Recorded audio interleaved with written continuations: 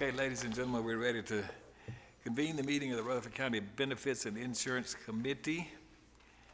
And let's see, you have received a copy of the minutes of the last meeting, so we need a motion to accept those minutes. Motion to approve. Ms. Hickerson, and a second from Mr. Sandvig. Did you have a comment, Mr. Sandvig? I didn't bring mine. In one of the lower paragraphs, it said it had illuminate. Yes. Oh, okay. So you've already corrected that then? Well, thanks you for that heads up, Mr. Sandvig. But any other corrections or additions? Not all of you in favor of approving the minutes, please say aye. Aye. Any opposed? Thank you very much. All right, Mrs. Street, give us a report on our financial condition. Okay, we'll begin with Fund 264. For the month of August, our self-funded claims per employee per month was $1,037 compared to prior year of $907, with a year-to-date average of $966 compared to prior year-to-date of $877.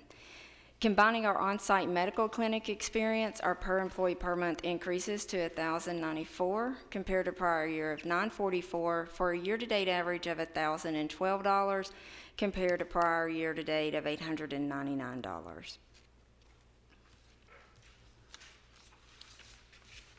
For Fund 266 for the month of August, we ended at $131,193 year-to-date compared to prior year of $131,438.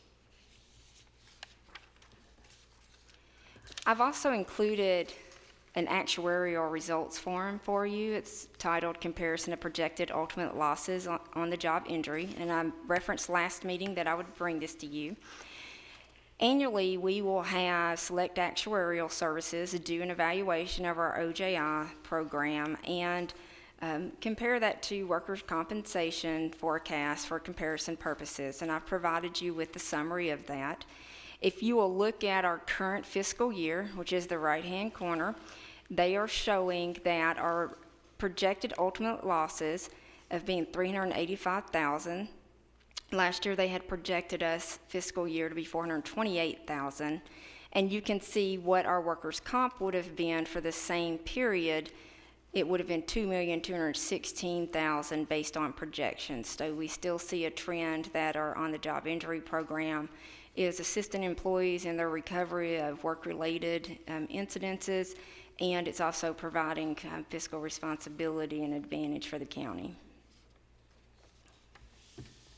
Okay, Commissioner Sandvig, not Commissioner, I'm used to looking at Commissioner sitting back there. Mr. Sandvig.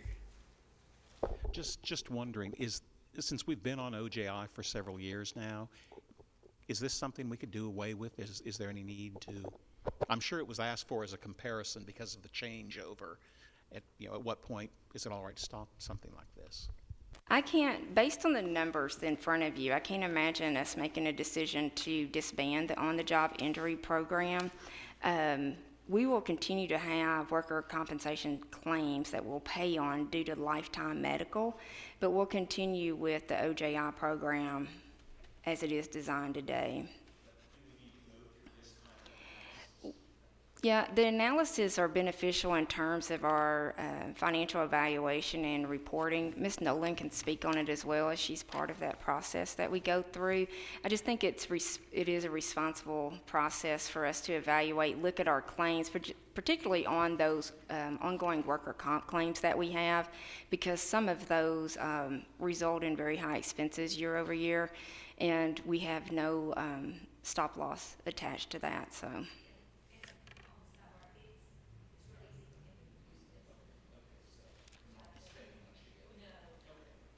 This forecast for workers' comp is what it is projected to be had all of the claims been handled on the workers' comp as opposed to OJI. Is that correct? Yes, sir, that's correct. Mrs. Street, this sheet looks a little wider. Is there new information on here that we haven't been getting? No, sir, it's the same report. Rather than putting it on a standard piece of paper, I take it to a legal size just because the numbers are easier to read. Same. It's the just more same re- data More readable, sets. is that it? Yes, sir, that's correct. And do you have any pause for discomfort that August is $150 a month per PEPM than last year? No, Or not at that- this point. We tend to see, you know, a inconsistent pattern at the beginning of a school year period. People coming off of vacation, they're getting back into utilizing services that they may have put off appointments for. We also have our biometrics that are being performed through the clinic as well, and there are roughly, I think it's 8,000 people, is that right, Ms. Perrin, thereabouts, that have to get that. So we'll see some increased cost as a result of those services as well. Okay. Are there any other questions regarding the financial reports? If not, I think we're ready then for the workers' comp and OGI. No, you gave that, no, you didn't give that. Mr. Good gives the Good's gonna give- detail. Even though you gave some numbers, you didn't give the report. Mr. Good, workers' comp and OJI statistics, data. Good afternoon. I'd like to report for the month of August that we had a total of 18 injuries requiring medical attention. You can see the breakout there for the 18. That brings us up for a year-to-date of 123. Of that 123, 79 were OSHA recordable, 33 had restricted days, 25 lost time days, and 21 were all others. On the next page of your report, you'll see that we compare this year in the diamonds to the 2 previous years, and then out there to the far right-hand side, I've got those totals listed as for year-to-date. So you'll see in 2013, as of the end of August, we had 115. Last year in 2014, we had 146, and this year we're at 123. So we're running pretty much close to where we were the 2 previous years as far as averages and everything. The next page is where we look at the total incurred dollars. Again, you can see the totals out there to the far right-hand side. Unfortunately, this year we've had a couple claims during the early part of the year. Those have had some high dollars incurred on them. Of course, it takes about a year for those dollars to go through the system and to be processed in those claims. So we're going to see a while yet before we see any of those peaks start to come down yet. Of the 18 injuries for the month of August, we had a total incurred dollars of $35,483. Those injuries broke down with the Board of Education having 9 of them, and the total incurred dollars there were $11,450.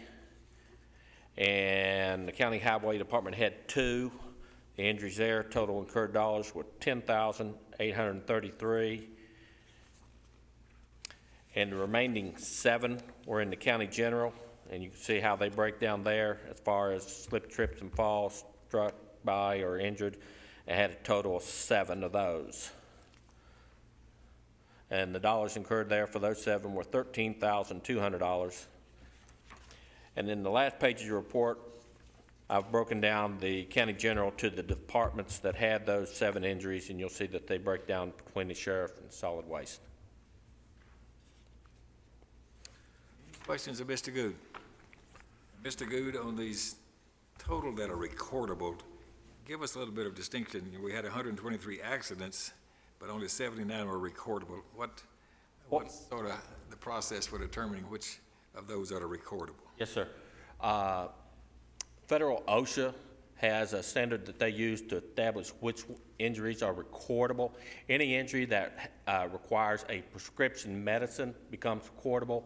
If it has restricted days where an individual is not able to return to the regular duties, they have restrictions, maybe lifting restrictions or something, or if for some reason an individual is unable to work. For example, maybe their restrictions say they can only lift 10 pounds, and because of their job duties, they have to lift more than 10 pounds. They may not be able to work if there's no light duty work available. Or the last thing is if the physician decides because of the injury it's best in the individual's health not to return to work at this time, and they take them off work. So those makes the report recordable, the injury recordable. And then with that, once you get that, then you're able to compute severity rates at the end of the year and evaluate your progress as far as your injuries are concerned. Any other questions for Mr. Good? All right then, sir, thank you very much. Thanks very much. Now from Ms. Kelly Perry, our wellness update.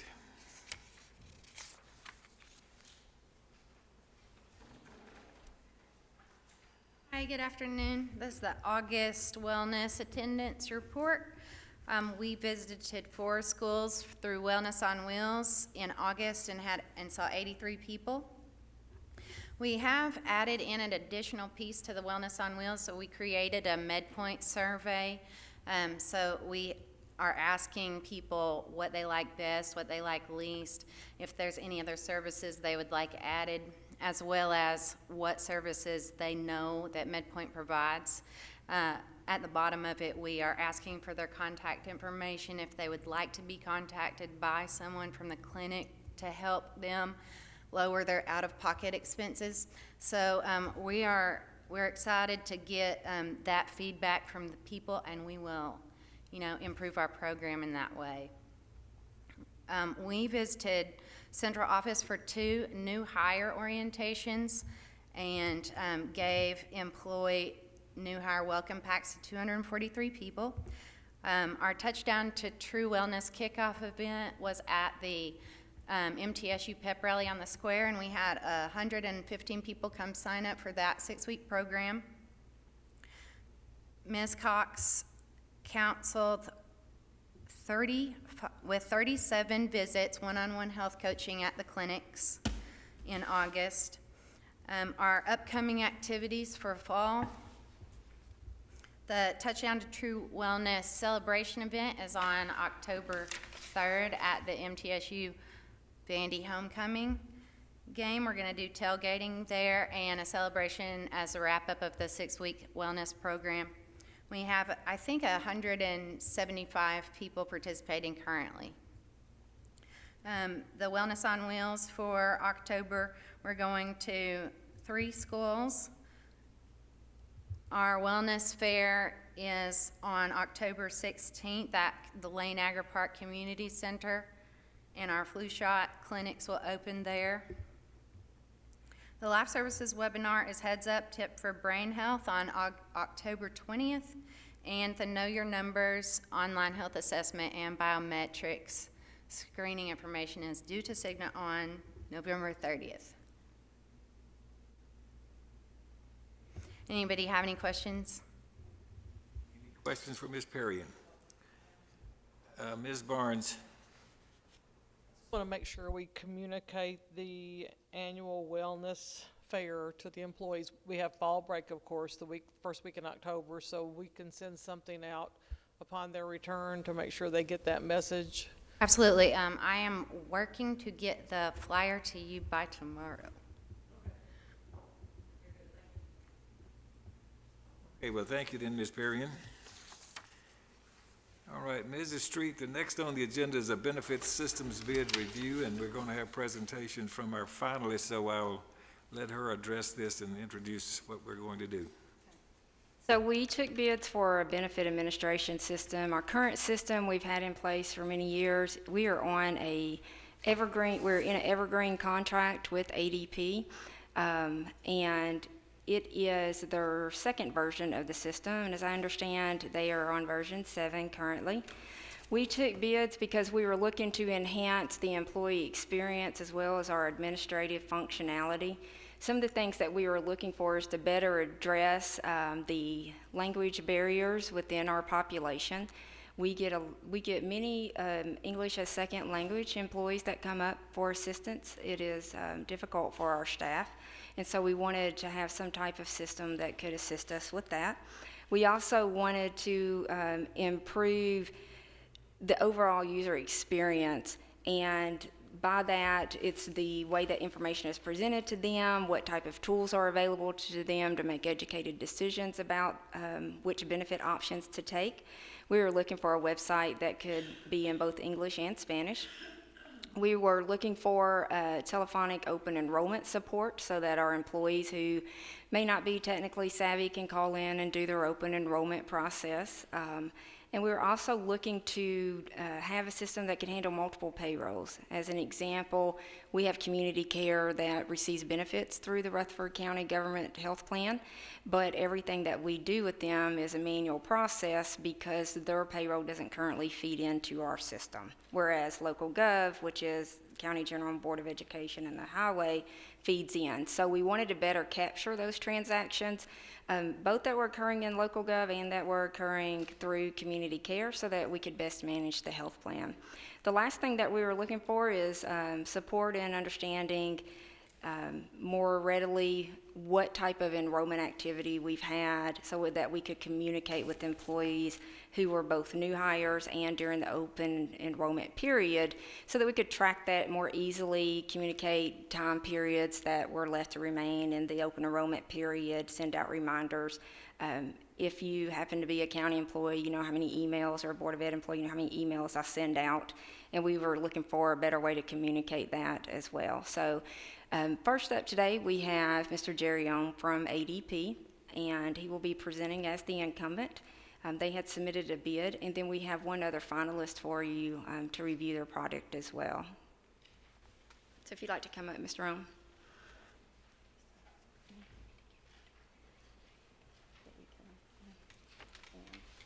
Good afternoon. Can I have just a couple seconds to set all this up? Thank you.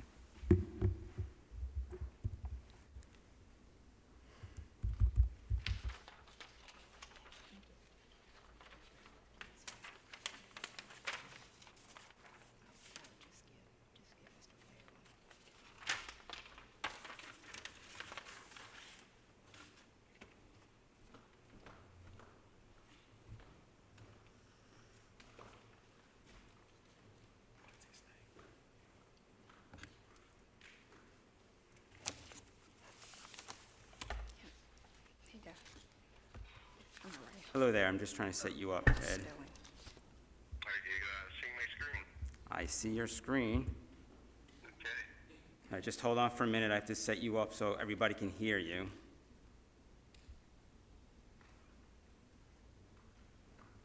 And of course, that's the one thing I'm not the best at.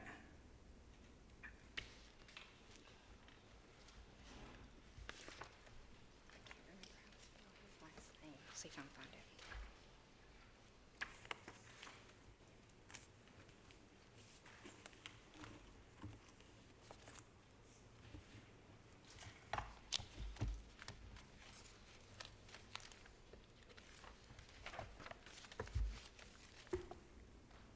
Okay, just gotta make sure I'm turned on here.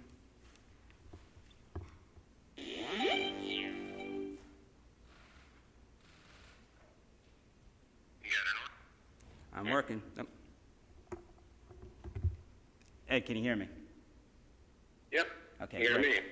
Yes, great. So thanks for the patience. I appreciate all the orange things because I already sort of tripped there. Good afternoon. Thank you for this opportunity. Just let me first express, obviously, I'm not obviously, but I am from New Jersey. You can probably tell from the accent. Just want to let you know how much ADP appreciates the opportunity to have worked with you guys for the last so many years.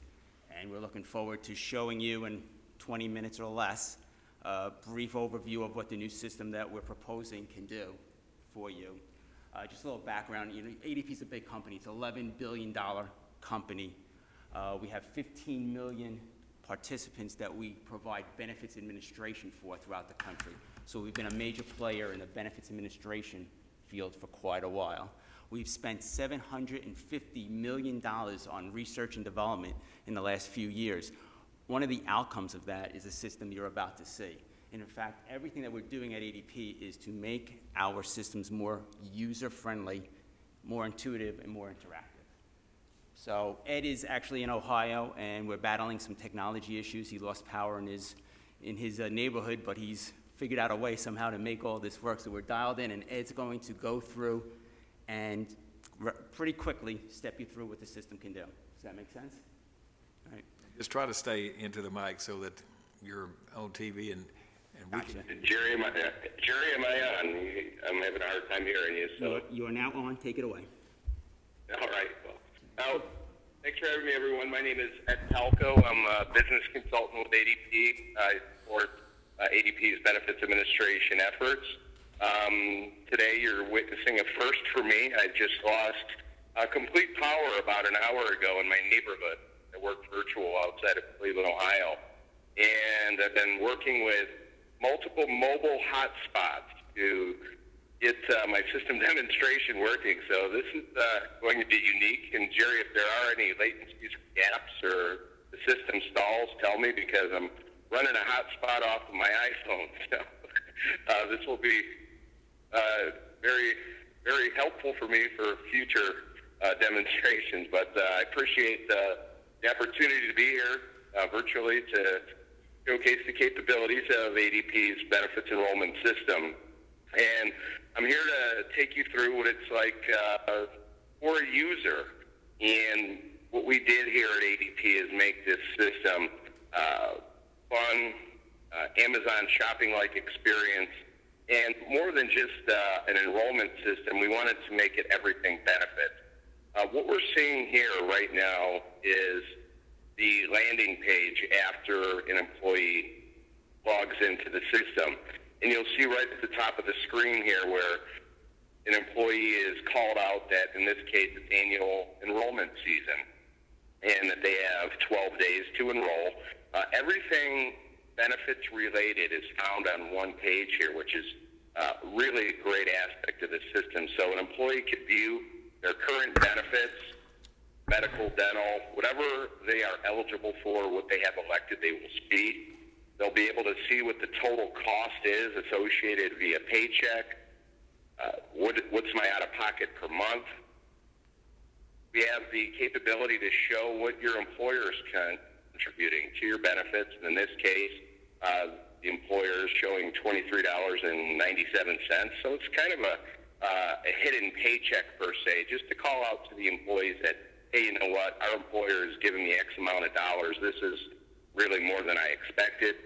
Right here, you could find confirmation statements. So say, for example, you're on the ADP system for a couple of years and you want to take a look at what your elections were year over year. As long as a user's on the system, they have access to their confirmation statements. And here it's really easy to add a dependent and a beneficiary. And before I go through the enrollment, I just want to show you just how intuitive this system is, where the user would simply click on Add New.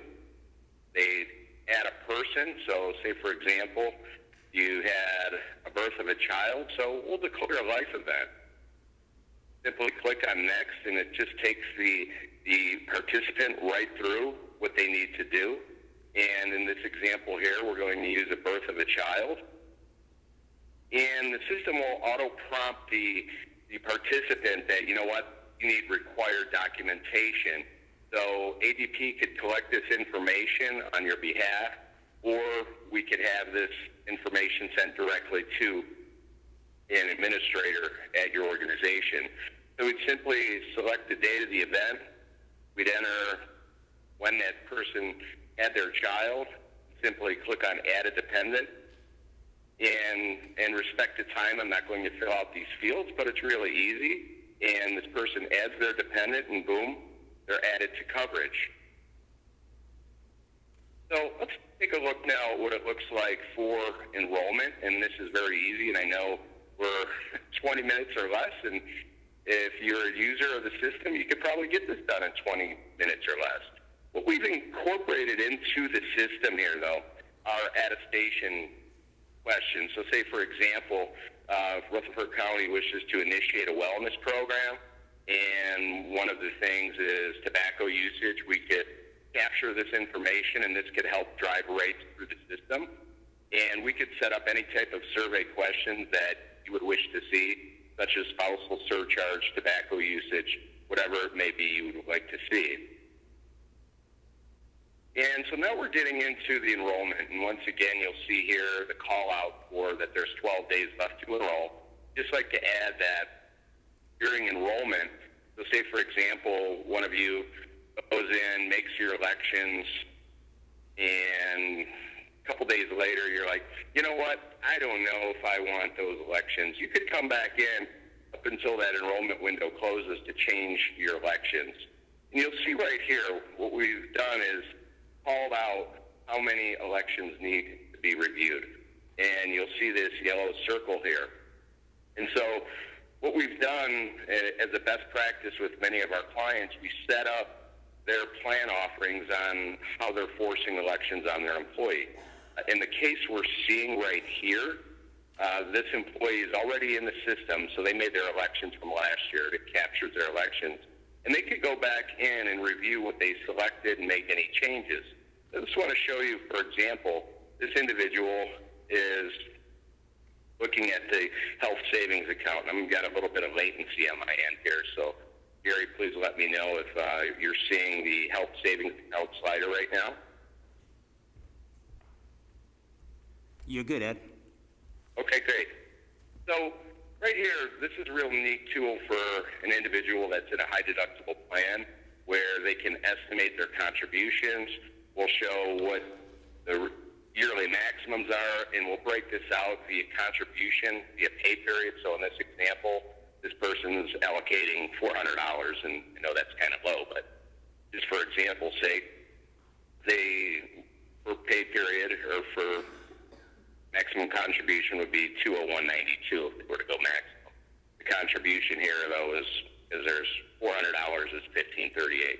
So it, again, just an intuitive tool to help people make more cost-effective and financial decisions that relate to their pocketbook.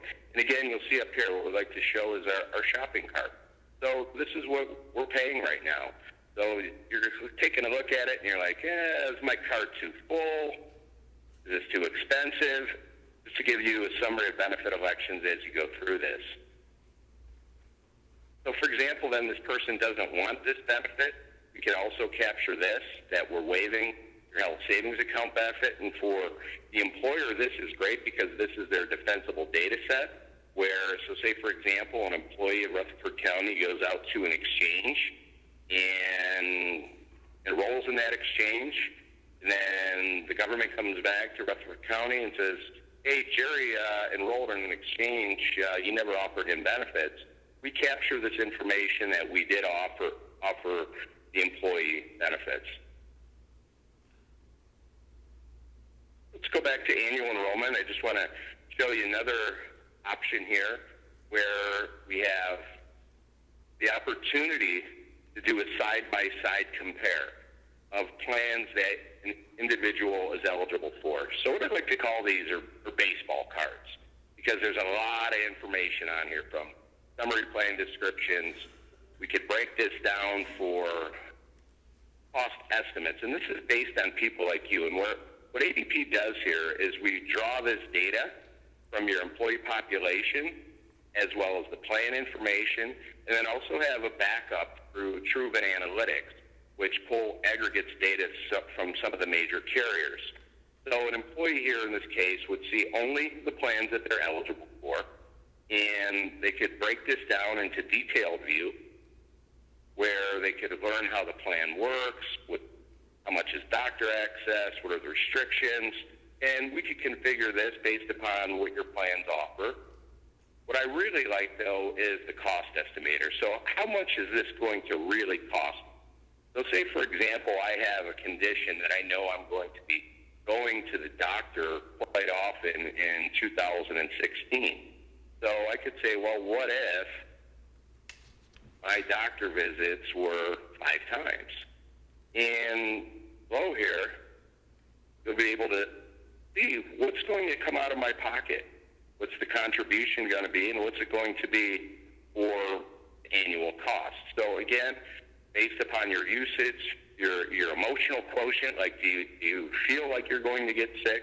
This gives you the opportunity to really take a look at what's best for me, what's best for my family.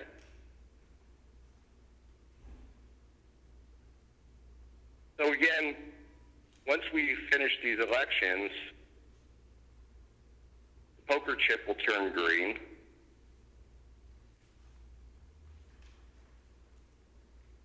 That this is selected. We have a couple more that we need to review, and I'll go through these quickly, just in respect to our time.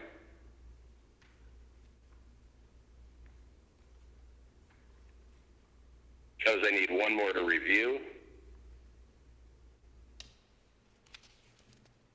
They don't want this benefit.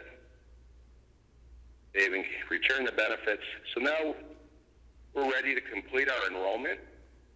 None of our elections need review. I just wanted to call out as well, though, that on this benefits page, we can capture any of the benefits that you're eligible for. So say, for example, at some point in time, Rutherford County offers a voluntary benefits program, you have pet insurance, whatever it may be, we could link out to your providers and capture that information, and you could do your elections from here, all one-stop shop. So now we're going to complete enrollment, and we have an acknowledgement here that we completed all of our elections, and this could be configurable to how Rutherford County sees fit. We take a look at what our elections were, and again, you could come in here and edit these up until the annual enrollment window closes. And then lastly, if you had any wellness credits, we could capture those. And we could confirm the enrollment. You get a unique time stamp of when you're done. Your enrollment's here. Review your elections, and then you could also print and store your confirmation statement. Is there anything here, I know we only have a few minutes, but anything else that you'd like to see? Are there any questions in terms of how the system functions or things it can or cannot do that they can answer? We have no hands. And as you, Noted. yeah, and I just have to explain, and as you noticed, right, so the deck doesn't follow exactly the presentation. We just try to give you, the highlights of the presentation. The one slide that isn't in the deck is that sliding scale that you saw that Ed was showing, and that's actually a pretty useful functionality where, you can just see based on your actual prescription amounts you may have or how many visits you may need to go to the doctor, you can actually see how the cost is impacted in your premium and your out-of-pocket, et cetera, is impacted. Here's a couple other things that the system does a great job of, and that's, for example, if you have supplemental life and are going at 3 times the salary, where an employee then would have to present an evidence of insurability form. They'll be notified on the system there. I think that's in the packet that Jerry provided you. They'll be notified that they have to provide that evidence of insurability form, and ADP can pen that benefit with the guarantee issue until that evidence of insurability form is received by us or sent to you, and you could unpen that benefit. One thing that I did want to include, I should have stated previously, is that in terms of the financial piece, it's not part of their presentation. I provided you with that, and we'll cover that at the conclusion of both presentations that we have today. So, and I've asked for his review, and he has looked at the numbers, confirmed that they do match what they had submitted as well. So I just wanted to share that for those who have not been through this process with us before, that's our normal protocol. Ms. Allen? There's a slide in here that talks about the spouse coverage elsewhere. I don't remember you talking about that. Morning. Ed, can you just talk about the spouse coverage? Because that's, I think, a topic of I'm interest. sorry, I didn't hear the question, so Jerry, if you could speak into the mic and let me know, please. Okay. Yes, the spouse coverage, can you go over that? Sure, absolutely. Absolutely. So, with the spousal coverage, we can collect that there's spousal coverage elsewhere, and I'm trying to get to that right now, but my system's locking up on me, and I apologize.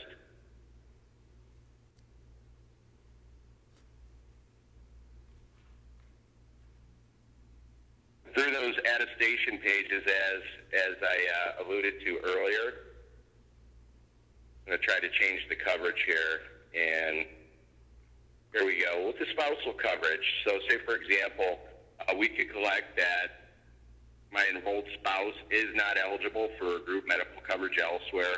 And then, so say for example, if your plan rules are set up where spouse coverage is, like for example, my wife works for United Airlines and I can't get on her coverage.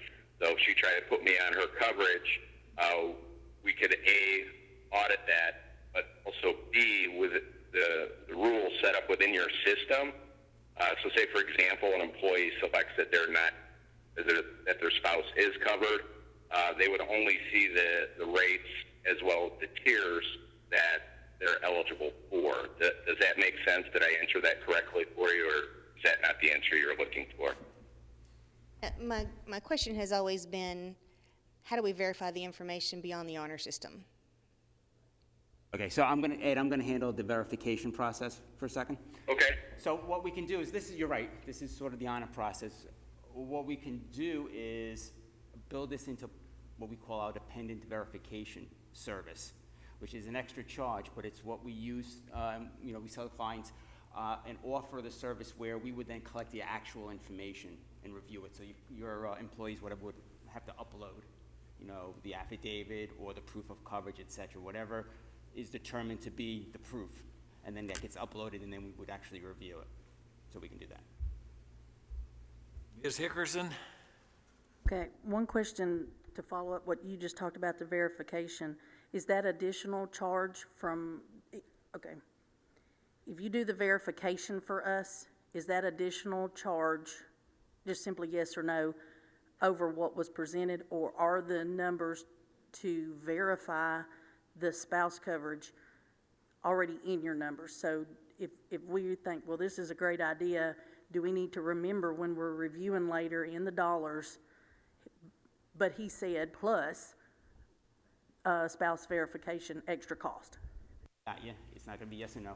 So this, where the honor system, that's included, what you say. I'm not sure, I gave you a $21 per audit fee, and that's our standard dependent audit fee. And so if you wanted us to do the actual review, which means somebody's gotta look at it, that's $21 per audit. I'm not sure if you have that in. Yeah, so I didn't include that in the sheet solely because we had just recently obtained approval to bid that particular piece.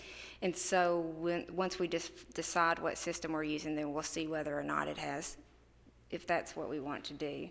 There is, and this is a question that you can answer though, the dependent verification services, they had provided pricing on that. It has an implementation fee of $10,000. Would that apply for the spouse as well? Okay, so that's the fee, that's the general fee for the full dependent verification. I need to go back and ask if it would be less if it was just spousal.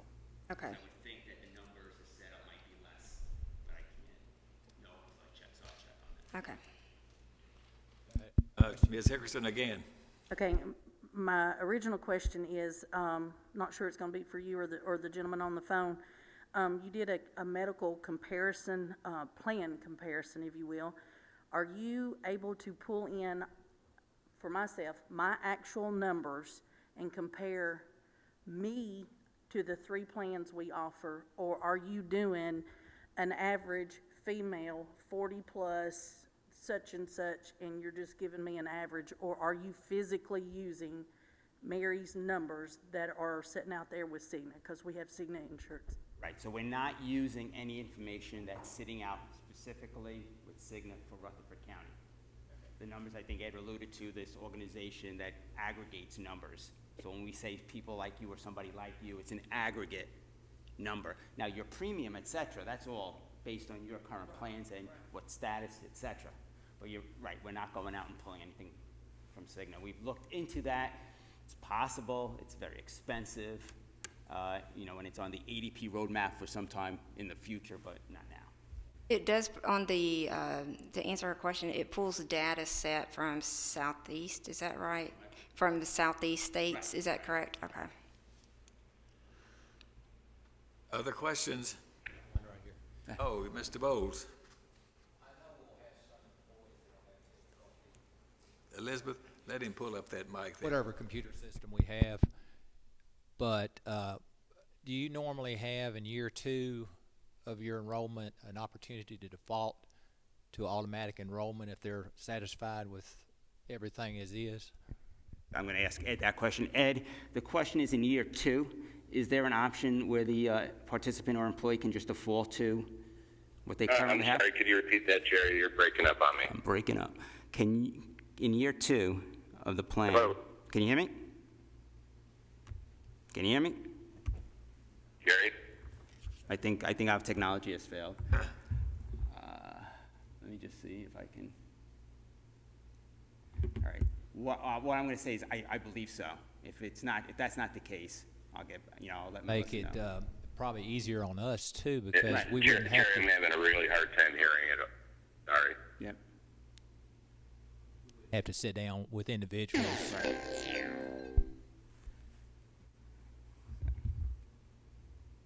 Okay, so I'm pretty certain. That's my understanding, my training. I'll verify. If there's anything that's not that case, I'll let you know. But I think we're okay. Any other questions? Okay, then, thank you very much, sir. Thank you. I appreciate everybody's time and your patience with our little technology. And again, ADP does appreciate the business, your business, and we hopefully look forward to working with you going forward. Thank you. All right, I will That's your system, yeah, you have it off now, right? off. We'll get it in a position where the next folks can come in.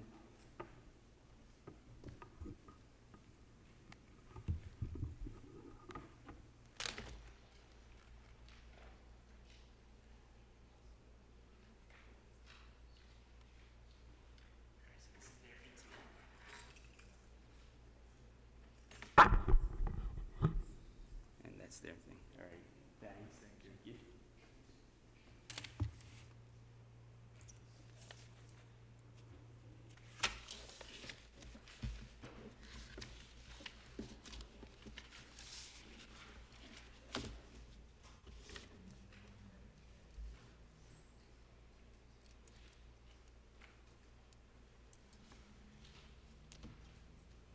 So next we have Benefit Focus here to present.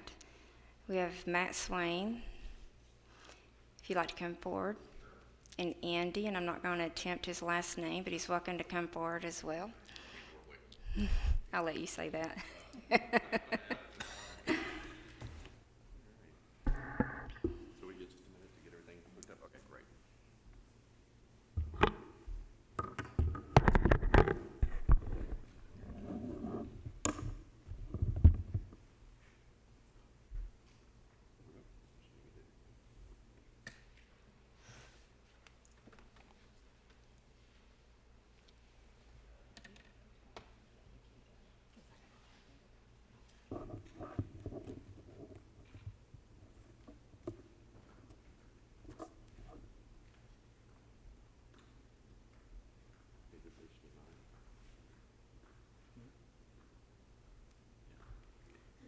It's a different size. Oh,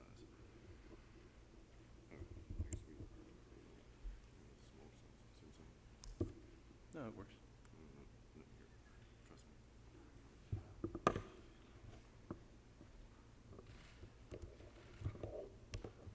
right, cool. I think we're all set. Do I need to speak into this, I guess? We would just ask that as you present that you speak into the mic so it can be captured for those Certainly.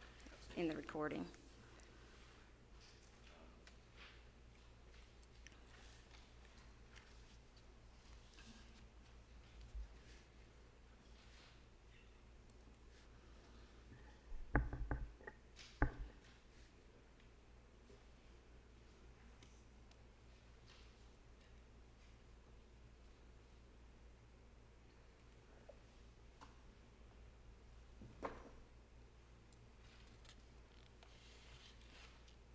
Whenever you're ready.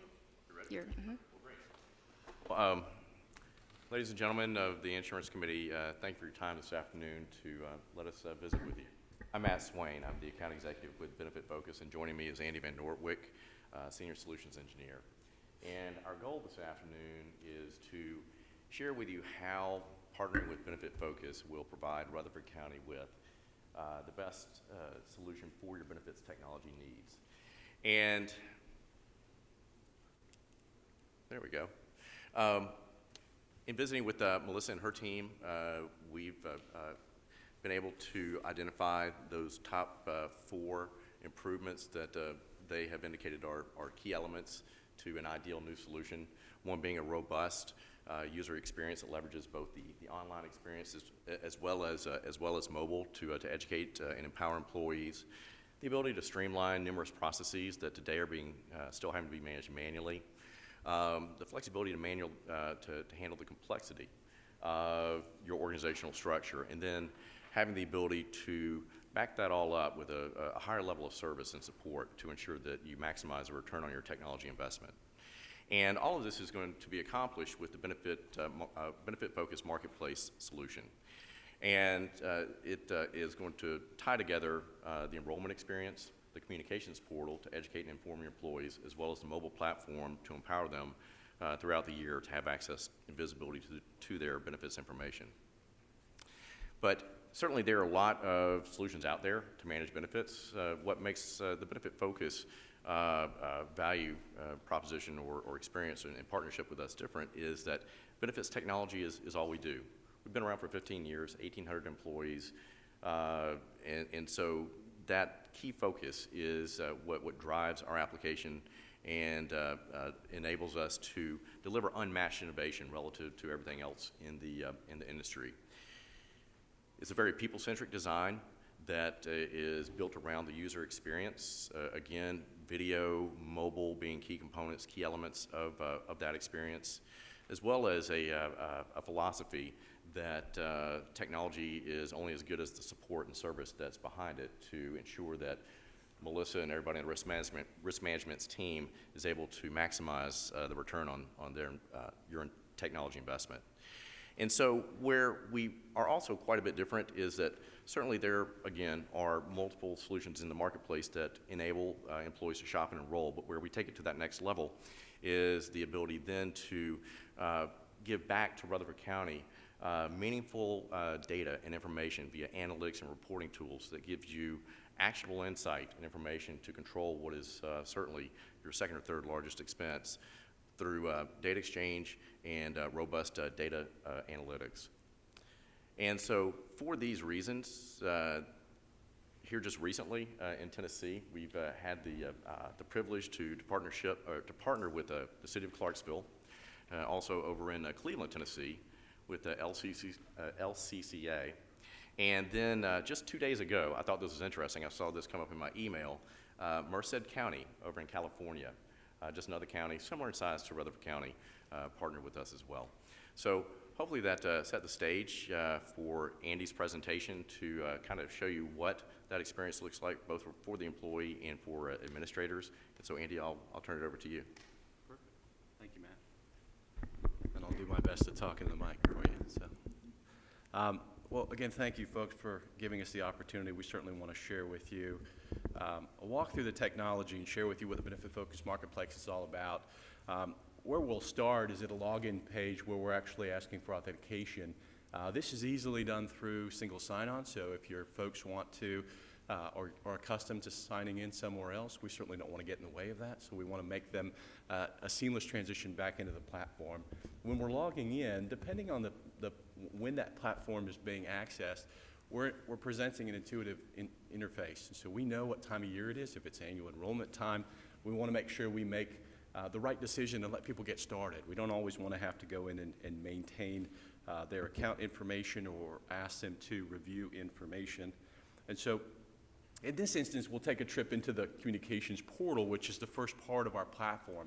This is an intuitive interface because we are integrating with your local gov system to bring over demographic data as well as intuitive information about them to start presenting quick hits of information that's important to them based on where they work, who they work for. So this portal that you're seeing can be branded for Rutherford County, certainly. I'll show you an example of that. I may have given you a sneak peek as I was setting up, but we could easily set a brandable portal up that looks similar to this. It could be changed depending on the department that's accessing the system. and present, again, the pertinent information to them so that we don't have people hunting around in a static web page looking for information. We can bubble all that up to the top for them because we know who they are when they log in, as well as the information that we're gleaming from local gov about them. Now, the same is true about the information that we're presenting on the page.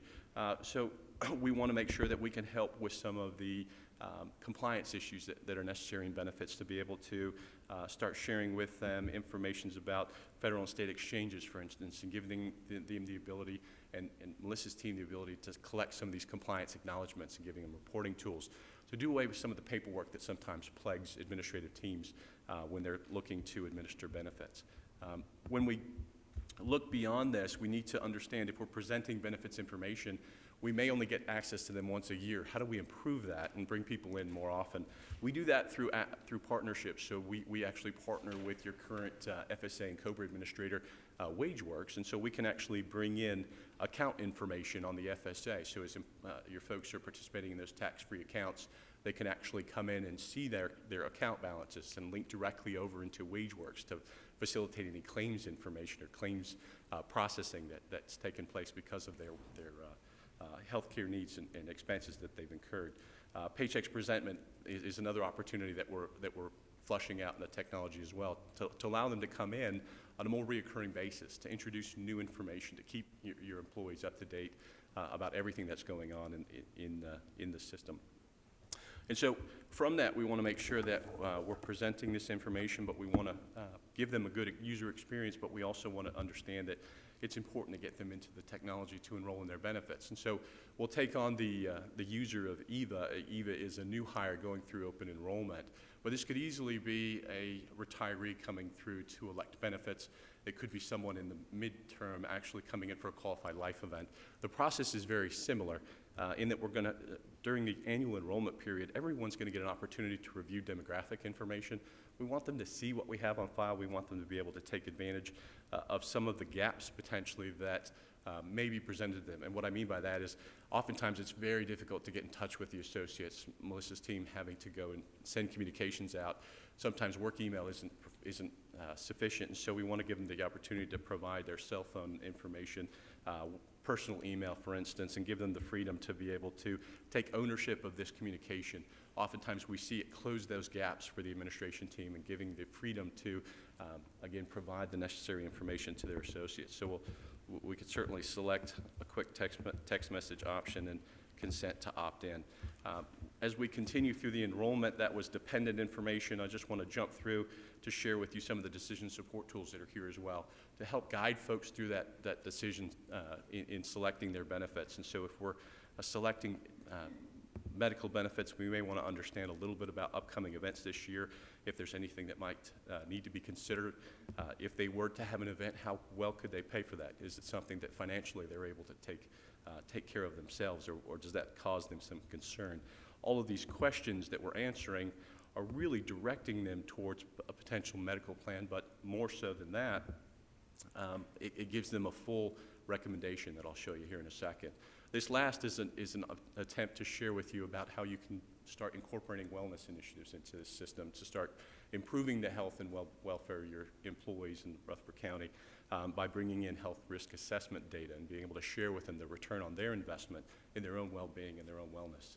And so we can do that there. All of these questions can also impact rates downstream. So as we're presenting information, this is how we do it. So we give them an opportunity to now have a fully recommended benefits plan. So if they just want to accept the recommendation, or if they were, again, an existing associate who's enrolled in these benefits already, we could just have them either in a passive enrollment, not do anything, or if it was an active enrollment, they could actually come in and investigate and select this very simply. Now, I'll take you through the first in medical. It's a very similar process as we walk through. But let's say, for instance, that Eva's not 100% sure that the recommendation is what she wants to go forward with. We want to give her the freedom to go in and take a look. And so we give her a presentation of all the available plans, very different formats for laying those out. But again, with the decision support tools, we're actually providing to them information about their claims history. So we can actually integrate claims information all the way down to the EOB, the bill itself, incorporate that into the end user experience. So as an individual enrolling in benefits, I'll know what I spent last year. in healthcare claims. So I can take that information and actually make a good decision about the plans that I have in front of me this year if I'm looking to make a change potentially. And so we can share with them the number of doctor visits, emergency room visits, et cetera. We can also give them the freedom to make a change to that. So if last year doesn't reflect what they're expecting this year, they can certainly go in and make those changes. And in doing so, by increasing these or decreasing these values, it impacts their estimated out-of-pocket expense, as well as potentially the recommendation that we're providing for them. So we can help them understand the differences out there, because what we see is really historically 4 out of 5 people really are choosing the incorrect insurance for them. They're either underinsured or overinsured. And if we can just draw their attention and provide them the tools they need, they can actually save themselves money, and it helps change perception about some of those consumer-driven health plans, high-deductible health plans, if you've potentially heard that named that way. And the adoption percentage skyrockets because of the information that they have at their disposal. A quick point as well. So the technology is going to be fantastic. One of the things that is, I believe, unique to our solution as well is telephonic enrollment. Not everybody's going to necessarily go through online enrollment. We're going to have that telephonic option for those employees who want to be walked through their enrollment start to finish with one of our certified and qualified people at our service center, and that can be in both English and Spanish, as well as the entire portal experience. Yeah, that's a good point, absolutely. If we did want to investigate deeper in these plans as an individual, especially new hires, they want to understand their benefits much more so than the folks that have been here for a while. They just know what they want and they want to get in and get it. So we want to give them that freedom, but we want to share with them any potential in-network, out-of-network expenses. We also want to share with them why we think this is a best match. It's again, helping them understand why this information is being presented the way it's being presented. Again, sharing with them what their opportunities are. And if they do decide to change plans, we want to make sure we share with them that potential gap, whether it be in premiums or coverages, that they need to be prepared for in the upcoming year. And so we're sharing with them the difference between the plan that they're evaluating and the plan that they're moving from. And so we can see the differences between those plans and get them prepared for the upcoming year and plan year and what those expectations might be as it relates to cost. Now, if they're satisfied with this, they can enroll in the plan and we move on. With consumer-driven health plans, oftentimes we're coupling those with HSAs. If you're running with a PPO, this would be an FSA, could be an HRA situation. All of those are important to present in this process. And contributing to these is very simple, so we have different options available depending on the carrier that's presenting it. We can certainly do a quick deposit into that. This will marry up with the business rules as well as the individual's pay calendar, so that it shares with them the actual payroll dates that these deductions will come out. And as they do that, we'll certainly share with them the contribution. We have limiters that keep them from over-contributing and potentially getting into a tax situation. But also for those folks that are at the appropriate age, we'll understand who they are and allow them to do the catch-up contributions as well. So we make sure we keep everyone in mind. And we use technology to help facilitate and ease and lessen the burden on the administration team, because those would be things that they would have to potentially follow up for. But again, as we complete this, and as we complete all portions of the enrollment, we want to make sure that they're comfortable with what they're enrolling in. Here's their costs that are going to be accrued on that first annual renewal check. So they're going to understand what that out-of-pocket expense is going to be on a per paycheck basis. And we're always going to give them the chance to back out coverage. So if they want to change their mind, if they feel like they've overcommitted themselves financially, we want to make sure they have the freedom to come back and do what they need to do to get comfortable with what they're providing. But as we see, once we've elected medical, we move right on to the next, and we can certainly accept this or we can decline this. For the sake of time, I'm just going to go ahead and enroll in the remainder of these products. But you can see how simple it could be, especially if they're satisfied with the recommendation, or again, it's presenting to them the information that they're already enrolled in. They may just look to continue that coverage, so it can be a very quick process for them to get in and get out. What we're also seeing is this is a very intuitive, consumer-driven experience, and the reason we do that, most people are used to shopping online, but we don't really want to create a shopping experience for your employees. They don't really think about shopping when they're using benefits. What we're trying to do is relate to them an experience that they're accustomed to out on the internet today. And so what we find is if we can produce this online shopping experience, we see a tremendous adoption. We don't need to train people on how to use this. It's something that they get up, they get online, and they enroll in their benefits. It eases the burden for consumer support or customer service, Not that we don't provide that. We have a tremendous call center that comes along with the platform to answer questions. But certainly we see a tremendous adoption, and we actually see online enrollment skyrocket from what you may be accustomed to when they enroll in a platform like this.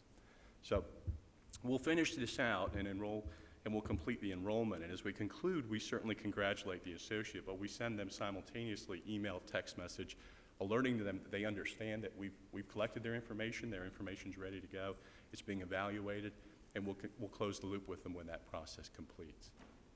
Okay? Any questions so far? We good? No? Okay. The other thing I wanted to point out is everything we're seeing here is done on a laptop, but it could just as easily be done on any mobile device. So whether you're a computer, you've got a tablet, or you've got a phone, all of that's possible. It's designed with mobile in mind, and we have it'll adapt to any form factor. And I'm a little fearful of disconnecting, but I want to show you also our mobile app.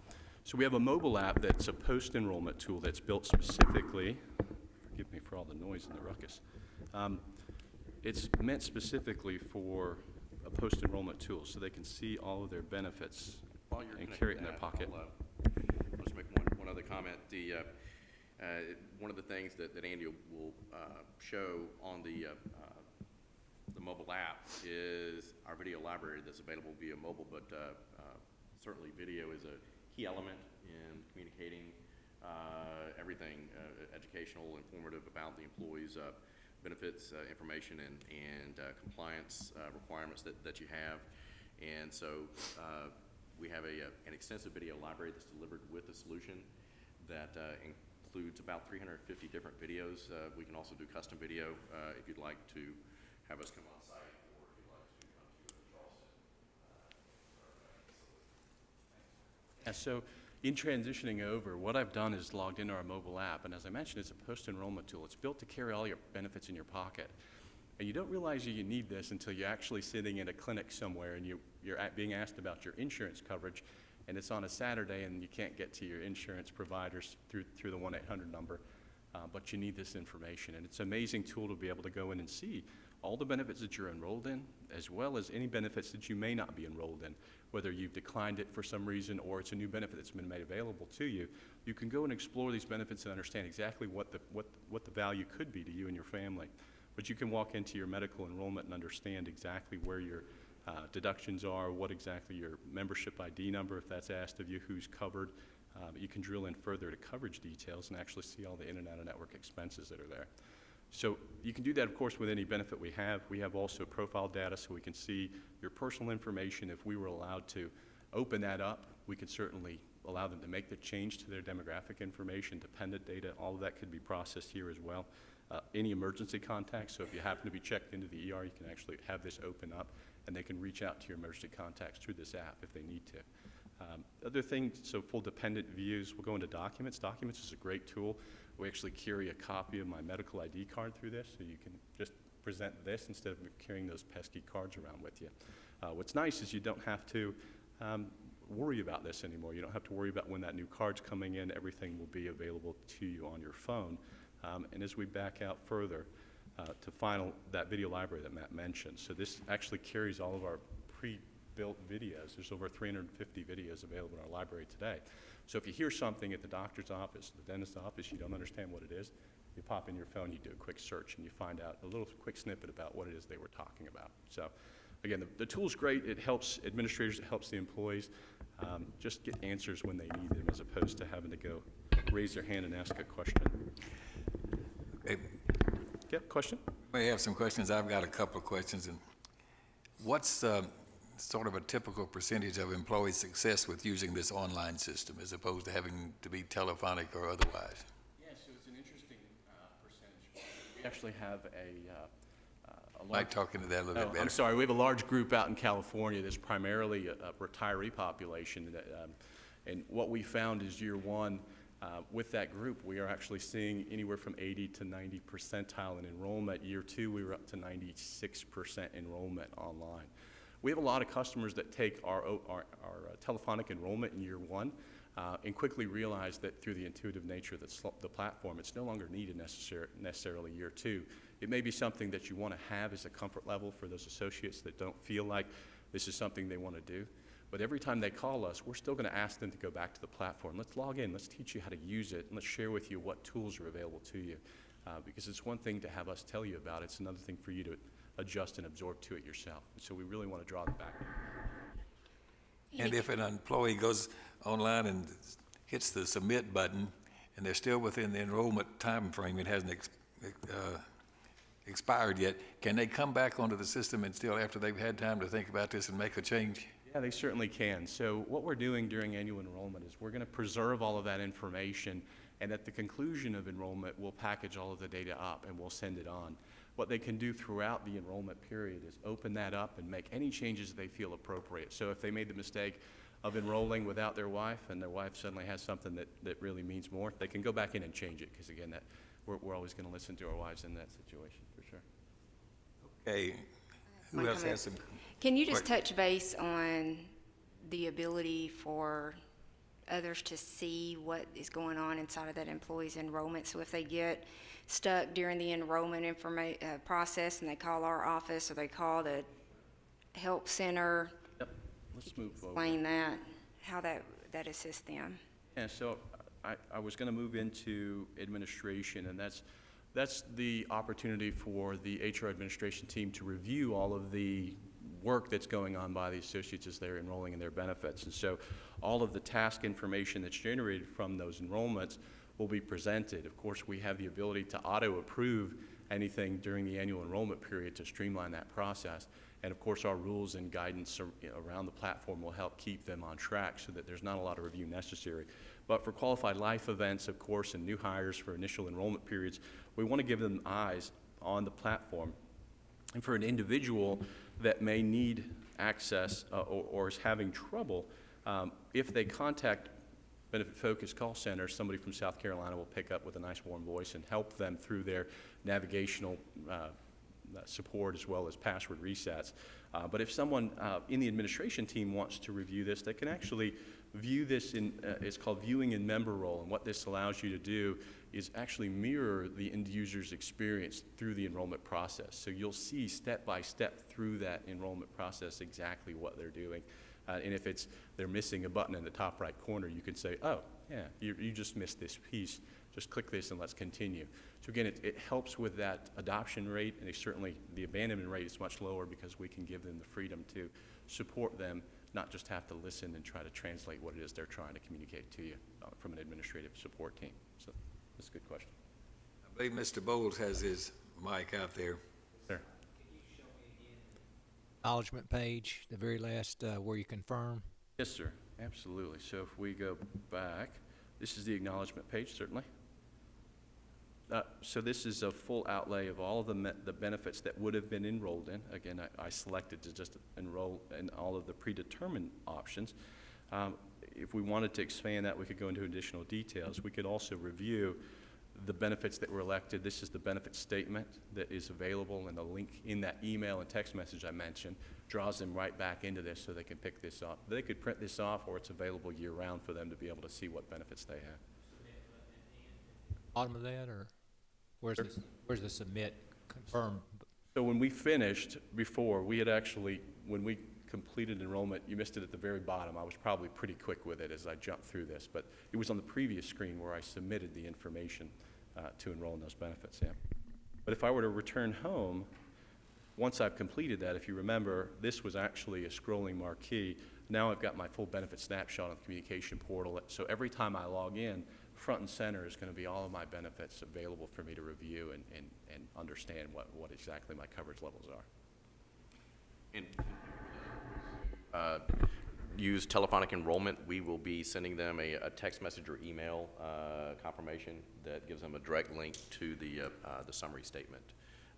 And as well as the risk management department could, if you'd like, also print off hard copies of that as well. Or they could go online at any point and see that. Yeah. Dickerson, are you wanting to ask a question? Yes, sir. I got a couple. Let's stay with what you just said with the telephonic enrollment that you would text message or email. Some of our population don't have computer access. I mean, they sit in my office and there's other departments that do this. I can see some of my group doing the telephonic. They don't get text messages, and they sure don't have a computer for emails. So how are we going to get them the confirmation information other than it kicking up on the screen when they're talking to the lady or gentleman when they're doing the telephonic?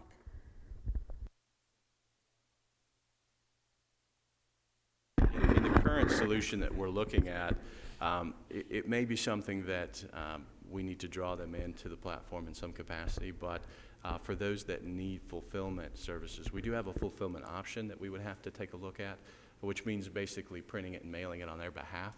But there's a buy-up option for administrative services that would be part of that solution, as opposed to someone from the HR administration team having access that could print and mail it as opposed to that buy-up option. So there is services available to do that. It's just not part of the proposed solution at this point that we're looking at. Yeah, please, go ahead, keep Okay, going. sticking with the telephonic. Okay, so I'm having to call in, and I just want to make sure I understood. Y'all have the capability of pulling Cigna information. That's who our healthcare provider is, okay? My Cigna information that I went to the doctor 3 or 4 times this year or whatever, you can see that. You're actually, if I'm comparing our 3 plans we offer, I'm seeing Mary's data, not an average female in the southeast being a certain age. I'm actually seeing what Mary spent this year. You either overplanned or didn't plan enough. So you have the capability of pulling what I have done into this. Now, with that being said, if I'm on telephonically, do you still have the capability of doing that? We certainly do. It would be it's going to be something that we're going to have to do a very good job of communicating over the phone unless they're willing to log in to see that. But we are actually, when we're enrolling on their behalf, taking that into consideration during that enrollment process, and we'll inform them about their opportunities and why those opportunities are the way they are because of the claims data that we're seeing that's on their behalf. So yeah, absolutely. Okay, I just want to make a statement because I think that is a real big plus for Rutherford County, because there are people that, in my opinion, are probably like way overshored, you know, because they don't go to the doctor much or whatever. And with a very distinction between our 3 plans, we could potentially have our employees say, well, why have I been doing that for a couple of years? The old, you know, the PPO plan, and that's the only thing with the deductible, that's what I'm doing. Well, if they see it in cost lines, you know, we might can convince some to save you some money on your paycheck. So that's an option that I think is a good idea.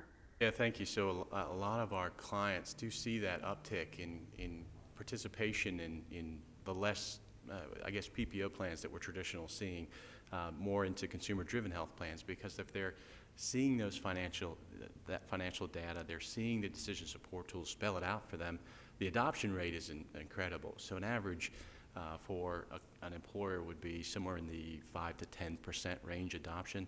With benefit-focused clients, we're seeing in the 30% adoption for those plans. Again, it's a cost savings for the employee, but it's a significant cost savings for the employer as well. So it's a win-win when they actually take the time to go and investigate that. And that's what we find. It's a big win for our employer groups when they roll it out. Ms. Nolan. Following up on the data, so your platform already links into Cigna, and who else? So we actually can integrate with as many providers as you need to. Most people to start are looking to integrate their medical, their pharmacy, and then they're bringing in eligibility data from one of their primary carriers as well. That's the foundation for the benefit analytics tool, which is feeding that claims information. But we have folks that bring in dental, vision, of course, wellness data, biometrics, on-site clinics. So if you want that data fed into the platform as well, all of those metrics can be considered when we're providing information back. And what we didn't get to share with you on the administration side is we expose that claims data to your HR administration team as well, risk management in this case, so that they can see some insightful data on the healthcare spend and start seeing some low-hanging fruit to take action on and be able to point folks in the right direction to start the cost savings trends. If it's a year, have changed our third-party administrator, how do you bridge It's a monthly upload from Cigna to them if we purchase the analytics. And we would close out, so our contract with Cigna is a 7/1 contract date. So if we were to replace that relationship, it would go through the end of June. The new carrier would pick up on 7/1. Part of the implementation with that carrier would be to work with them to hook them into Benefit Focus so that we would never have that gap. The data, it doesn't matter to them whether it's Cigna or Aetna or whomever, the data is the data. And it would just continue to feed over so they could look at it on an annual basis. When are you looking to implement this? This would be a February 1 contract date, and we picked that date for the purpose of getting through open enrollment and allowing us to massage the open enrollment process through January, because it typically takes that long to really close out open enrollment, and then we would implement this platform or the other platform. One thing, can you talk about verification for dependent and spouses and any attestations that you have, like the spousal attestation? 'Cause you didn't show that, but I know it's part of your product. Right, we didn't get a chance to show that. So depending on your need for it, if you're today taking dependent verification documents, we can certainly facilitate that. It can be a requirement, it can be a soft requirement, it could be gone from your enrollment experience completely. I would assume you'd want to take advantage of it, and the reason being is obviously we want to shake out any dependents that shouldn't be on the plan. It's bad for the employer groups, bad for the employees, because they have to distribute that cost. And so we want to help facilitate the process there.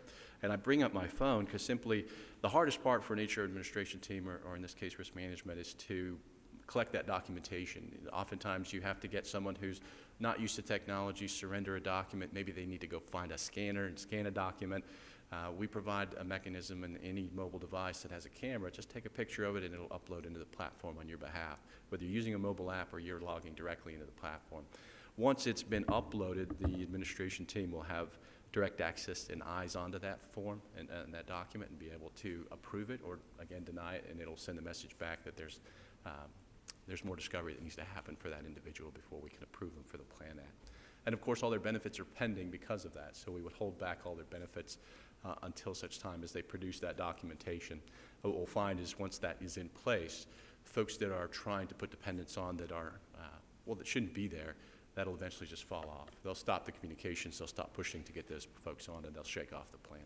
So whether we're doing ongoing dependent verification or you start with a dependent verification audit, that freedom is there for you to start implementing that process in the platform on day one.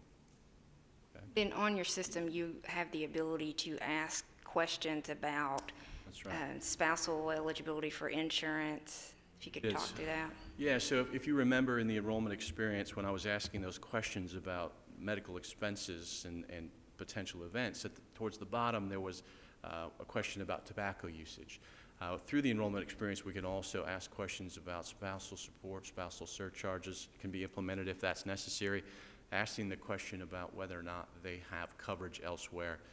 And depending again on the business rules, can either implement a surcharge or again prevent them from potentially gaining access to the platform and enrollment if it is indeed they have coverage elsewhere.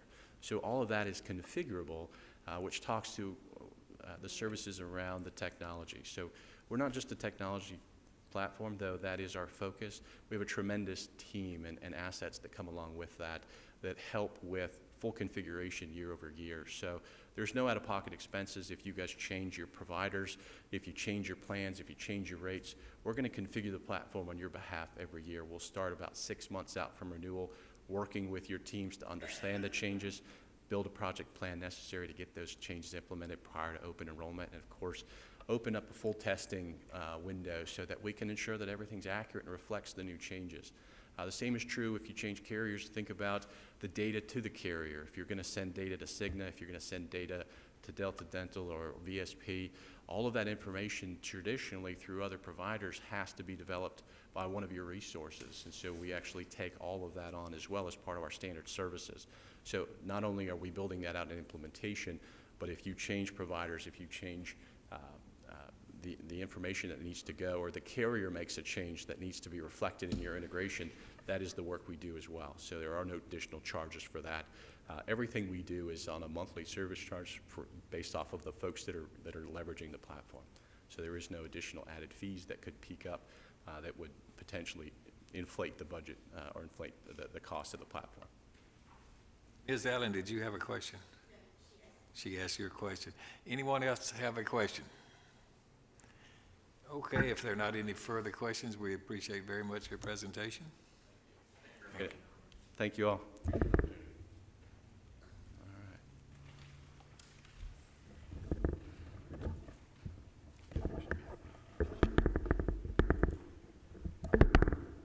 Should be good.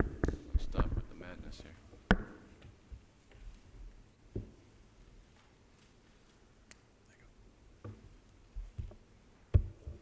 Thank you again. Thank you very much.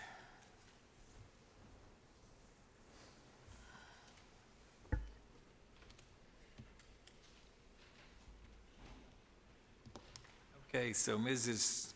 Street, you can continue this discussion and lead us on with where we need to go from here. If you refer to the financial sheet that I provided you, I'll just walk through that with you quickly. You can see that I've listed for you the ADP current fees, the proposed fees, and then the benefit focus fees.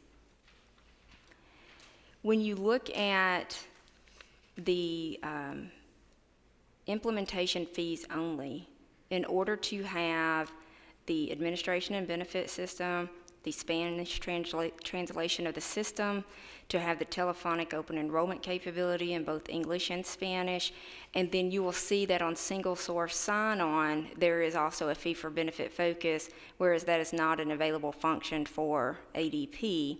And just to clarify what that is, if someone logs into their work email or work system, so I come in the morning, I unlock my computer, that will automatically give me access to the enrollment benefit system.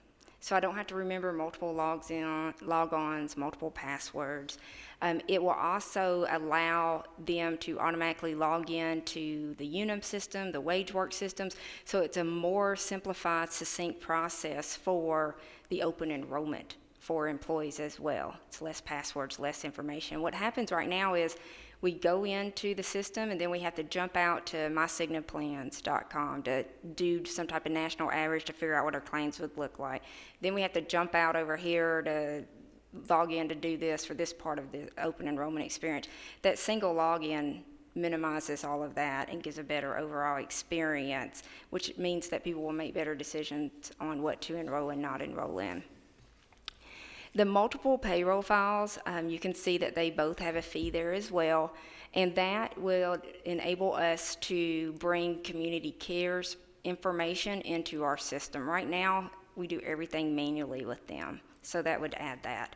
So you can see that for implementation, ADP is at $51,500 compared to Benefit Focus, which is $64,625. Now, several months ago, we awarded a contract to Unum for our voluntary products, as you may recall. There was language in that contract that talked about a technology allowance. And yesterday, I pulled that contract and verified that that technology allowance would be available to us to offset these implementation costs. And we would receive a $20,000 technology allowance in 2016 by the end of first quarter from Unum, and we would also receive it in 2017. So these numbers would end up being reduced by $40,000 due to that contractual allowance that we have through Unum. And that $40,000 is not shown as an offset anywhere, but just keep that in mind. Right, it would go to either one. It's just money that would come into us because of our technology improvements. So moving down to the annual cost, you can see the various costs there as well. And when you look at first year, it comes to an annual cost of $362,700 for ADP. It comes to $229,320 for Benefit Focus. When you combine the implementation costs with the first year fees, it comes to $414,200 for ADP, $293,945,000 for Benefit Focus. That's year one. I asked both organizations if they would limit the amount of increase we could expect to see beyond the 3-year rate guarantee. So beginning year 4, would they limit the amount of increase? And ADP did not provide that limit. Benefit Focus did come in and say that they would limit rate increases to not exceed 3% for years beyond year 3 of the guaranteed rate. The other thing that we talked about today was the claims analytics piece, and that is information that I have provided to you as well. It's a packet here. And the advanced analytics is what we are proposing to purchase, and what that does is it gives our members their actual Cigna information to make informed decisions. I can tell you that I sit down with people and I will walk through benefit analysis with them, and most times they are in the wrong insurance plan. And it's simply because they don't have access. So my process is I'll bring up Cigna, I'll look at what their claims have been, what their costs have been. I can't see the pharmacy, but I can see their medical. We'll talk through what their pharmacy looks like. We'll talk about ways to better use MedPoint if they need to. And more times than not, they are not in the correct health plan. And it's because they don't have access to that data that they need to make an informed decision. The advanced analytics also gives us, if you'll look at the packet of information, over 70 reports, which gives me and my team a better opportunity to manage the health plan. Annually, we sit up here in March, and I'm trying to educate you about what's happened the last year based on reporting that I receive in November from Cigna. Now, I will say Cigna has been a good partner in providing ad hoc reporting as I need it. But I have to think of the report and I have to request the report. This has 70 standard reports that I can pull when I'm sitting in my office on a Tuesday afternoon and I want to know exactly what something looks like. I can drill down on the data, and that is useful information to make decisions off of. What it would also enable us to do is to improve services through our MedPoint clinics, because we can then do targets in terms of what services we need to provide, where we need to increase services, utilization, target individuals who may have care compliance issues. But lastly, what it does, which I think is important for this committee and other committees I report to, if you'll look at the last couple of pages, we can actually start to have meaningful conversations about our health plan cost. Right now, I provide you aggregated information based on financial reporting, but if you'll look at the last reports, it will actually help show us what our claim spend has been for the month, what our discounts looked like, how much our employees paid out of pocket for those pieces of those services. It gives fixed cost in there for admin, disease management, those other things. If you'll look on through the reports that I've provided you there, it gives comparison summary information, and the last page of the report gives plan experience summary. So we could build our budget and then monitor it month after month as to what our projection is doing in terms to our actual expenses. And it breaks it down to the level on a monthly basis of what are our employees costing on average from a claims perspective, spouses, dependents, all information that we try to learn during those rate discussions. I just think that it would help us become better educated in terms of why we're making the decisions that we are, and it's less catch up each year that we need to talk about the rates. My team and I have spent many hours meeting with these individuals you saw today, as well as reviewing the products and obtaining additional information. I've talked to City of Clarksville. I received very good feedback about Benefit Focus. Life Care Centers of America actually used to be a client of mine, so I know Matt Golden at Life Care Centers very well. I called him, talked to him. They were in the infancy stage of implementation, but he said that when he did his reference checks, he didn't receive anything but glowing reviews about their experience with Benefit Focus. So the recommendation to the committee is to accept the proposal from Benefit Focus for their benefits administration system and the advanced claims analytic product. And the combination of those two expenses is actually less than the annual expenses, not including implementation, for ADP. Okay. Ms. Harvey. I have a quick question. I noticed that on the Bennett Focus, they've listed several discounts where the other plan did not, the other bid did not. Can you tell us why that was done, what that really entails, why they decided to give us discounts? It's a multi-year discount, so they provided a one-year rate to us, and they also provided the multi-year rate, and the multi-year rate has the discount attached to it. So that's what that reflects.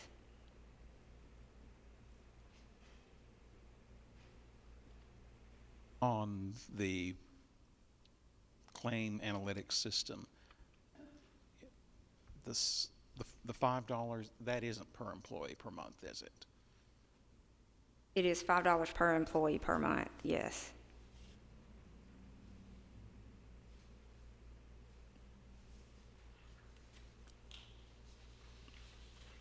That would be a substantially larger number. A substantial what? That would be like, so is that a monthly amount? On the 95,000, The 32,500 before the 25% discount. Is that just a per employee charge, or is it per employee per month? at 35,000. 32,500 before the discount. Oh, I see what you're saying. $5 per employee per month. Yeah, that's just the implementation cost for them. $5 per employee. Mm-hmm, correct, right. Okay, and then Yeah, the- I'm the sorry, if doc- you look yeah. to the left, you'll see there's the implementation cost for them and then their annual cost for them as well. And the $1 and $1.25 and the $1.75 are per employee per month. Yeah, the $1.25 would not count because we would want to do the advanced analytics, and core is part of the advanced. So that's where you see the bottom number of the 95,550 is the advanced analytics reflective of that $1.75.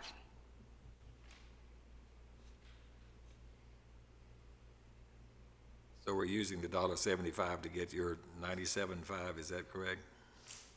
Yes, mm-hmm. That's just per employee, that's not per month there either. Correct. The $1.75 is per employee per month. Oh, You're asking me? 6,000 employees would be 12,000, I don't know, that may be correct. I have the information here that they had sent over. Let me see if this is not the one that... That's probably about right, I don't know how many employees we should be including here. Ms. Harvey? Just for clarification, is this all the employees that are currently on the insurance policy, or is this all the employees of Rutherford County that have the potential of getting on the policy? So we projected using a number 6,500, and that is because of expected growth. So whether we used 5,000, 7,000, 10,000, it's still just for comparative purposes of what our planned cost would be. Right. And so I believe, Mr. Sanvid, what you're looking at is when you're looking at total year one, I think I see what you're pointing out. Let me do something real quick.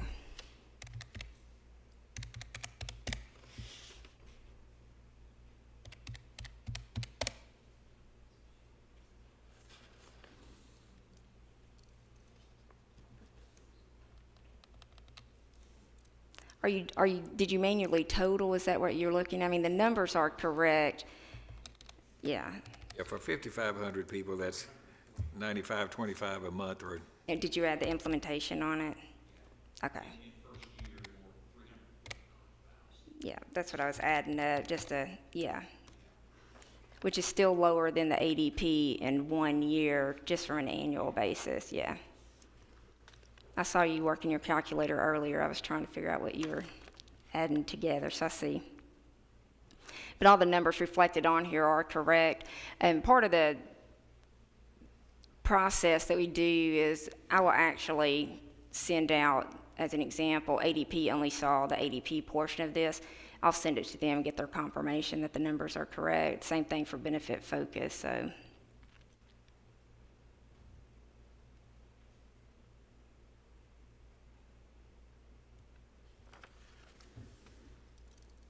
Okay, so what's the wishes of the committee? Commissioner, my goodness, Mr. Sandvik.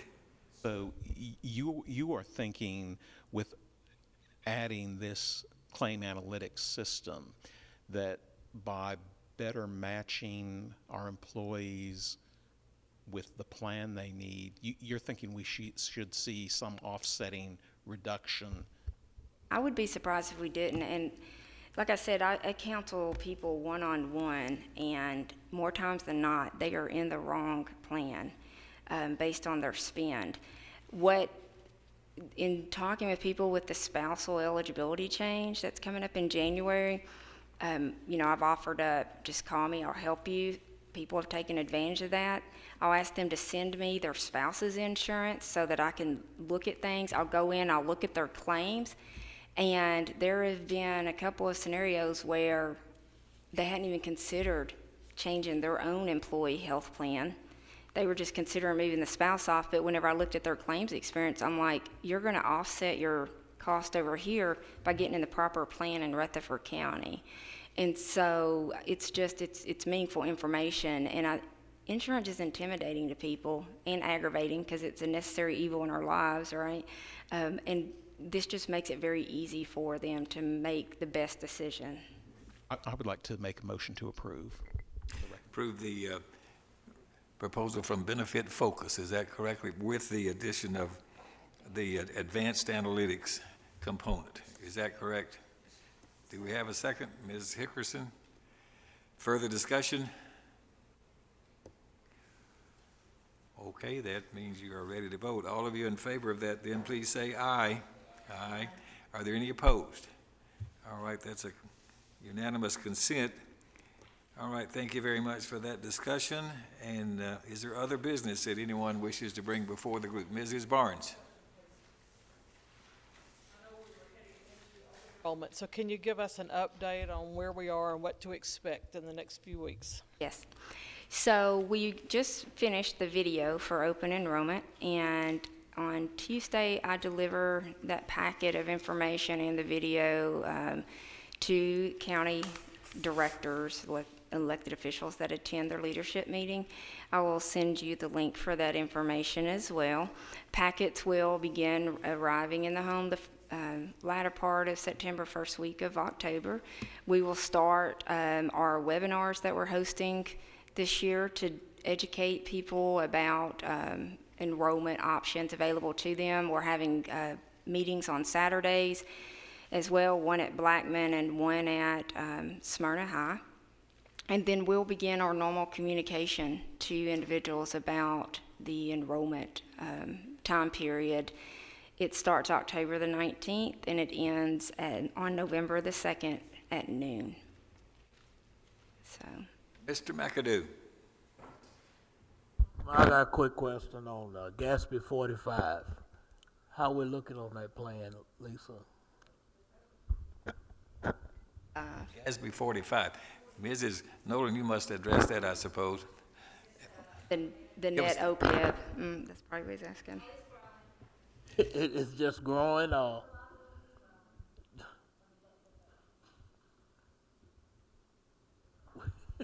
When does that start showing on our financials? Pension starts for the 15, and I believe for the 16, I think maybe, it'll show on the government-wide financials, 2016. It'll be a big number. 2016 audit. So we're in 2015, We've just completed 16. the 2015 audit that's going to have the pension information. Okay. I think. So normally what happens is when the information becomes available, she'll provide it to me and I'll start including it on the report like I have in the past. Other comments, other business, Mrs. Barnes? About the default during open enrollment, because I have a concern about that. We've talked about that before. So all employees are requested and required, we will say, to go in and review their current benefits and to make selections. If they fail to do so, talk about that and why we made that decision. So we are required in the next meeting in November, I will give you an update on our reporting that we're doing through SyncStream to be compliant with ACA. So we are required by the Affordable Care Act to capture enrollment or declinations of all benefit eligible employees. And the only way that we can do that is to require that they go in during the enrollment period and either enroll or decline insurance. Therefore, everyone who is benefit eligible, whether you are currently on the plan or not currently on the plan, must go in during the annual enrollment period and actively participate. And so we've done a couple of things to help with getting that message out beyond the numerous emails that we will send. It is a focal point of the video, which I will be requesting that principals play in a staff meeting. And we also this year have our normal guide that you're used to seeing in the open enrollment packets, but there's also a mini guide, so there's a smaller information set in there. And it basically says, what do I need to know this year, right? Because we know people don't always read the big guide. So, and it has a theme on every page. It reminds them of this. So we have made it predominant in our communications this year. But it's going to take the effort of many to make sure that the message is out there and employees are aware that this happens. If they don't go in, they will lose their medical insurance, and they will, if they're on current flexible spending, federal law requires that they go in annually and enroll. So that's one of the other ones that they have to do. Well, flexible spending is a benefit, but federal law has always mandated that it doesn't, the election doesn't carry over. So that group of employees we will have who at the end of an open enrollment have not signed in, is that just treated as they did decline? It will be treated as a decline with a other reason code on it, which isn't compliant for the Affordable Care Act. There's a set of standard responses that they need to choose from. So it's important that we get out there because we have to capture this data for audit purposes, and certain pieces of it we have to provide to the IRS through our reporting. Okay, life doesn't get any simpler, does it? Other comments, any other business? If not, then thank you very much, and we are adjourned.